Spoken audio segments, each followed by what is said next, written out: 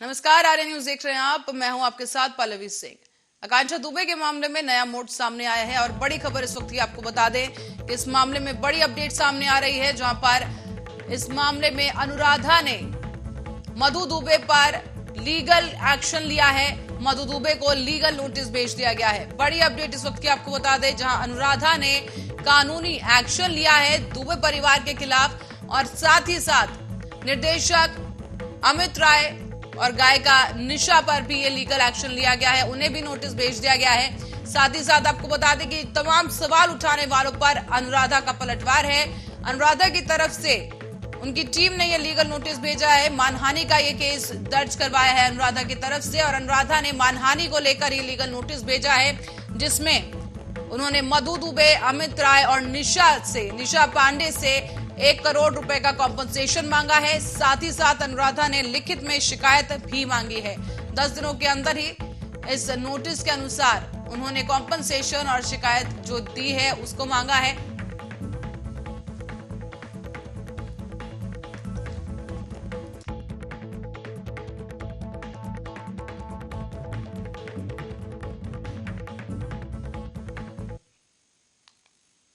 और इस बीच रुक करेंगे अगली खबर की ओर, लेकिन उससे पहले आपको बता दें कि जो आकांक्षा दुबे का जो केस है वो और भी ज्यादा गर्माता जा रहा है। इस मामले में अनुराधा, जिन पर कई इल्जाम भी पहले लगे, आरोप लगे हैं, कई सवाल खड़े हुए हैं, लेकिन अब अनुराधा ने पलटवार करते हुए दुबे परिवार को उन पर निशाना बनाया है, लीगल एक्शन लिया है। और साथ ही अमित राय जो कि निर्देशक है भोजपुरी इंडस्ट्री के, उन्होंने भी जो सवाल उठाए थे उन पर भी पलटवार करते हुए अनुराधा ने लीगल एक्शन ले लिया है।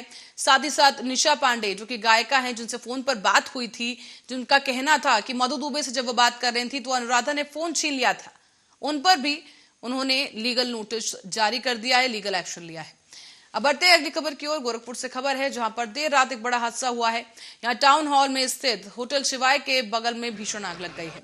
तस्वीरें आपको दिखाते चलें कि यहाँ पर आग की वजह से तांडव देखने को मिला है और बैंक रोड जाने वाली सड़क पर यह हादसा हुआ। बिजली के ट्रांसफार्मर से चिंगारी निकली, जिससे कि जो दुकानें हैं जलकर खाक हो गई हैं। फर्नीचर की दुकानें बताई जा रही हैं।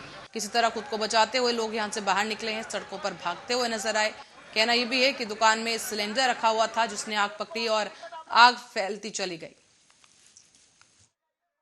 जो भी सूचना हमें मिली कि टाउन हॉल पे जो है एक ट्रांसफार्मर जो है फटा है और दुकानों में आग लगी है। यहाँ पे जो है जो दुकानें थी टिन शेड में थी और फर्नीचर की दुकानें थी। विस्फोट ट्रांसफर के जो है शॉर्ट सर्किट से जो है उसमें जो है एक्सप्लोजन हुआ। एक्सप्लोजन होने के बाद जो है आग लगी है। जो चश्मदीद लोग हैं उनका यही कहना है। आग फैल चुकी थी चारों तरफ से। आग कुमार गुप्ता, मेरी दुकान बगल में है, यहाँ प्रिया स्टोर आदित्य सोलर शॉप के नाम से। तो मेरे पास फोन गया घर पे कि नरेश जल्दी आओ, आग लग गई है। तो हम ऐसे ही हाफ पैंट में भागे चले आए हैं। यहाँ आने के बाद में देखे कि ये प्लास्टिक की जो कुर्सी है उनकी दुकान है, कुर्सी मेज टेबल, ये लगभग 8 दुकानें हैं जो लाइन से एकदम स्वाहा हो गई है। केवल वहाँ मैदान रह गया है। अब दुकान में कुछ नहीं बचा। और बगल में जो गुप्ता जी की 3 मंजिल बिल्डिंग है, वो अगर पकड़ ली होती तो बहुत महंगा पड़ जाता, क्योंकि वो 3 मंजिल पूरा भरा हुआ है। सूचना तो ये लग रही है कुछ सिलेंडर शायद फट गया है, उधर आग लगी है और इतना तेज ब्लास्ट हुआ है उधर, जिसका हिसाब नहीं लोग बता रहे हैं। और आग देख ही रहे हैं आप लोग कितना तेज लगी है।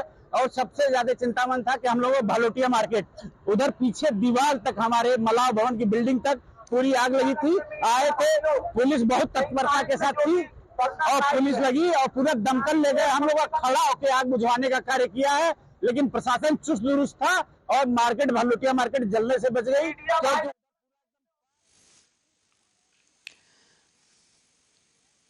और अब आपको बताते चलें अगली खबर की ओर रुख करेंगे, जहां पर बताया यह जा रहा है कि दुकानों में जो ये आग लगी है उसकी वजह से 10 से 12 दुकानें जल गई हैं। फर्नीचर की दुकानों में रखा हुआ सारा सामान लगभग जल गया है। और अब रायबरेली की ओर रुख करेंगे, जहां से खबर है कि कानून व्यवस्था ध्वस्त हो गई है। लाचार पुलिस और बेखौफ अपराधी और कानून व्यवस्था ध्वस्त पड़ी है। ऐसा इसलिए कहा जा रहा है क्योंकि मौजूदा हालात कुछ ऐसे ही संकेत दे रहे हैं। बीते 24 घंटों में हत्या से दहला दिया है रायबरेली को। और कनकपुर से मामला सामने आया है, जहां जमीनी विवाद के चलते बेखौफ दबंगों ने लल्ला सिंह नाम के शख्स के परिवार पर लाठी डंडों से जानलेवा हमला कर दिया। बेखौफ दबंगों ने हमले में एक की मौत हो गई है, जबकि महिला समेत 3 लोग गंभीर रूप से घायल हुए। स्थानीय लोगों की मदद से सभी घायलों को गंभीर हालत में सीएचसी ऊंचाहार लाया गया है। महिला की हालत गंभीर होने के चलते उसे जिला अस्पताल रेफर किया गया। सूचना पर पहुंची पुलिस ने शव को कब्जे में लेकर पोस्टमार्टम के लिए भेज दिया है। पीड़ित महिला का कहना है कि 4 लोगों को नामजद करते हुए ऊंचाहार कोतवाली में तहरीर दी गई है और बीते 24 घंटों में 2 हत्याओं के बाद से रायबरेली पुलिस की कार्यशैली पर भी सवाल उठने लगे हैं। आपस का एक घरेलू मारपीट का मामला है। इसमें अभी करीब 2 बजे से 2:30 बजे के बीच में 4 लोग आए हैं, जिसमें कि एक लड़का है आशु सिंह नाम का, 26 साल उम्र में करीब का है। ये मृत अवस्था में आया था।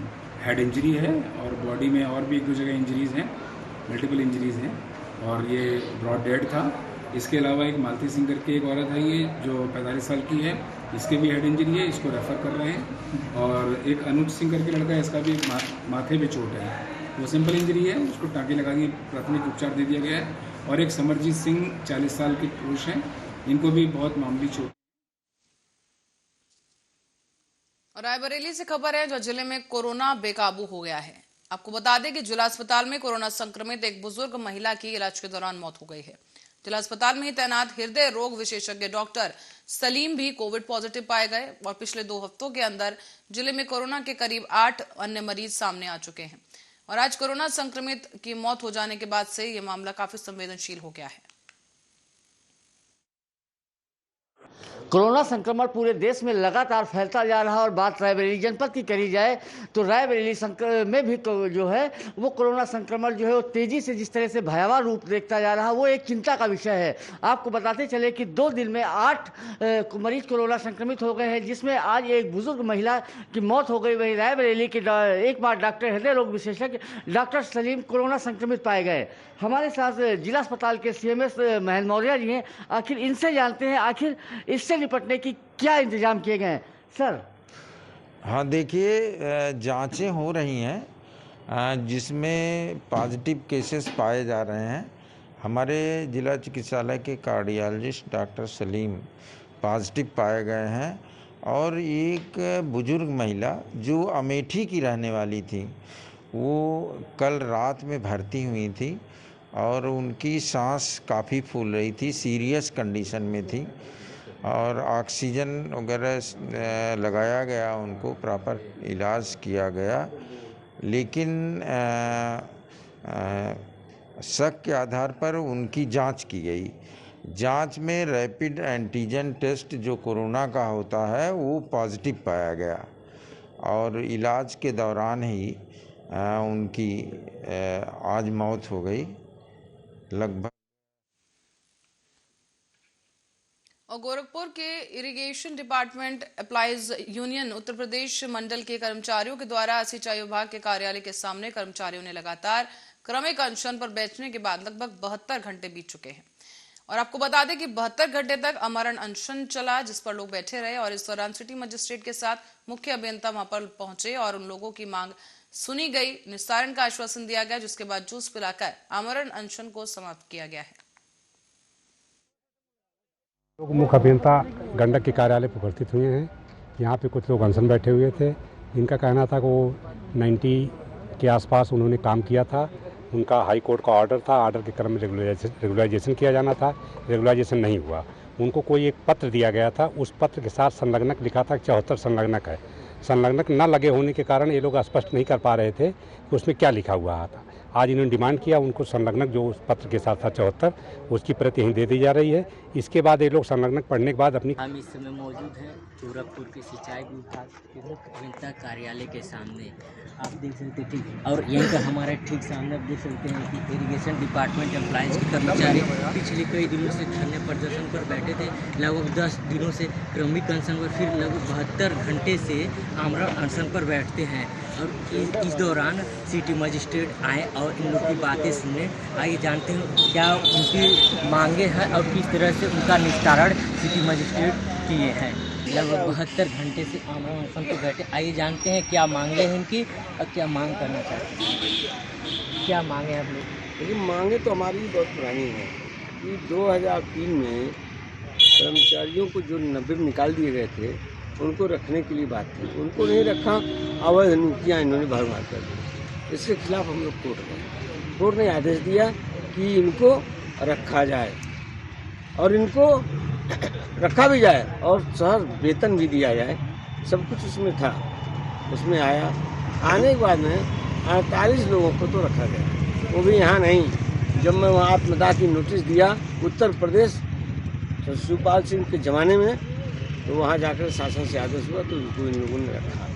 उसके बाद फिर हम और लोगों को बात किया तो कहा अब उसका क्या हो गया जिसका होना था। हमने कहा क्यों, ये आए हुए हैं, ये कहाँ जाएंगे, तो अब इनके लिए हो जाए बात कर रहे गाड़ी तक छिपा कर तो जब तक लिखते थे ये सब कर दिए। सिटी मजिस्ट्रेट साहब आए थे, आप उनसे क्या मांगे थी यहाँ? मैं उनसे वही मांग किया, उन्हीं मांग को तो मिली है, फाइल मिली है। क्या जी? फाइल जो थी वही ना, हमने कहा कि फाइल हमको दिए हो, एक तो पन्ना भेजते हो, ये उसमें 74 पन्ना कहाँ है। तब उन्होंने कहा क्यों नहीं दिए, देना चाहिए ना, क्यों नहीं दिए आप। तब जा करके उन्होंने कहा अभी रिसीव ना हमारे अध्यक्ष के नाम से लिख करके दीजिए, हम आपको ऐसे थोड़ा सा हाल रिसीव कर लीजिए। तो अब मिल गया है। तो आप लोग की यही मांगे पूरी थी, अब इसके बाद से मांगे और भी है? ये मांगे पूरी नहीं है। ये मांगे तो एक जिन्होंने हमको गलत लिखा, उसके में क्या आपने लिखा, क्यों ये गलत हैं, वो पूरी मिल गई। इनको हम कल इसका पूर्तिया उनको देंगे। और मैंने ये धरना और ये कभी और ये अनशन हमने स्थगित किया, समाप्त नहीं किया है। मैं देखूंगा, अगर यहाँ से नहीं निपटेगा मैं हाईकोर्ट में भी देखूंगा, और यदि ऐसा कुछ है नहीं कुछ निपटेगा, इतना निपटने के बाद भी तो मैं यहीं पे अपना अनशन शुरू करूँगा। यहाँ पर नहीं मामला शांत होगा तो क्या आप हाईकोर्ट जाएंगे? हाँ हाईकोर्ट जाएंगे, अब तो मिल गया, हाईकोर्ट जाएंगे, क्योंकि लोग कंटेम्प्ट करेंगे। कई दिनों से श्रमिक अनशन पर बैठे थे, लेकिन 72 घंटे से आमरण अनशन पर बैठने के बाद आज सिटी मजिस्ट्रेट साहब के सामने उनको वो अपना आमरण अनशन तोड़े हैं और अपनी मांगों को लेकर वो हाईकोर्ट तक जाएंगे। और रायबरेली में माफिया डॉन अतीक अहमद के भाई अशरफ का काफिला पहुंचा बछरवा टोल प्लाजा। कड़ी सुरक्षा के बीच बरेली से प्रयागराज अशरफ को लाया जा रहा है और टोल प्लाजा क्रॉस करते ही उनकी गाड़ी बंद हो गई। बता दें कि पुलिस को गाड़ी में धक्का लगाना पड़ा और धक्का लगाकर गाड़ी स्टार्ट की गई। अशरफ को लेकर उसके बाद ये गाड़ी वापस रवाना हुई। तस्वीरें हम आपको दिखा रहे हैं जहां पर आप देख सकते हैं कि पुलिस की गाड़ी को धक्का लगाते हुए पुलिसकर्मी नजर आ रहे हैं। ऐसे में सवाल उठता है कि इतने बड़े माफिया को लेने के लिए क्या पुलिस खटारा वाहन लेकर वहां पर पहुंची थी या फिर अचानक हुई इस घटना के क्या मायने समझे जाएं, क्योंकि इससे पहले अतीक अहमद को भी जब वापस लाया जा रहा था प्रयागराज तो उनकी गाड़ी भी खराब हुई थी।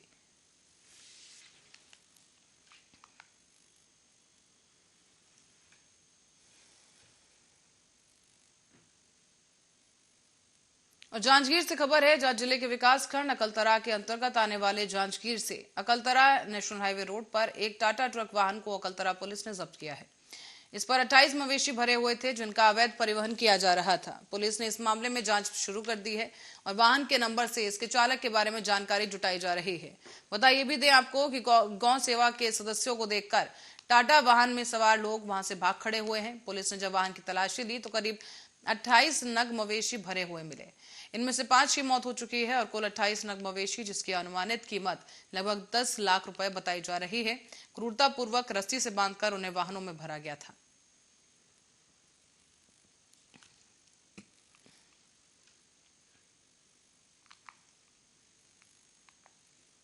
पंजाब के बठिंडा से खबर है, जहां मिलिट्री स्टेशन में फायरिंग हुई। इस घटना में 4 जवानों की मौत हुई है। घटना सुबह की है, जहां 4:35 पर फायरिंग हुई है और फायरिंग की वजह पता लगाई जा रही है।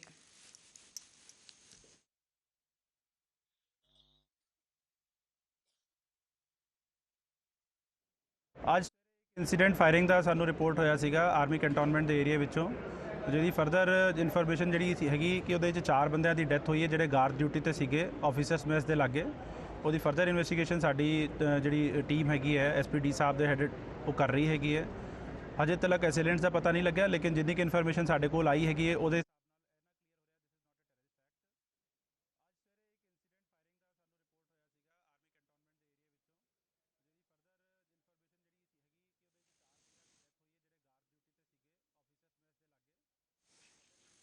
मुख्यमंत्री शिवराज सिंह चौहान का एक बयान सामने आया है, जहां उन्होंने प्रदेशवासियों को सौगात देते हुए कहा कि जब अब पहले साल 70% और दूसरे साल 100% सैलरी दी जाएगी। साथ ही ये भी कहा गया है कि मध्य प्रदेश के स्कूल शिक्षा विभाग को, दोनों विभागों को बधाई देना चाहूंगा। आपने बहुत गंभीरता से नई शिक्षा नीति लागू करने का काम किया।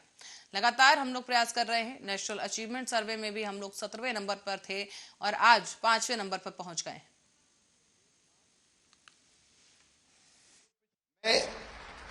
मध्य प्रदेश की स्कूल शिक्षा विभाग को बधाई देना चाहूंगा, दोनों विभागों को, कि आपने गंभीरता से नई शिक्षा नीति लागू करने का काम किया है। लगातार हम लोग प्रयास कर रहे हैं और हमारी उपलब्धियां भी अभी इंदर सिंह बता रहे थे कि 17वें नंबर पे थे हम नेशनल अचीवमेंट सर्वे में, आज हम 5वें नंबर पर पहुंच गए हैं। और आज मैं एक फैसला और कर रहा हूं। एक काम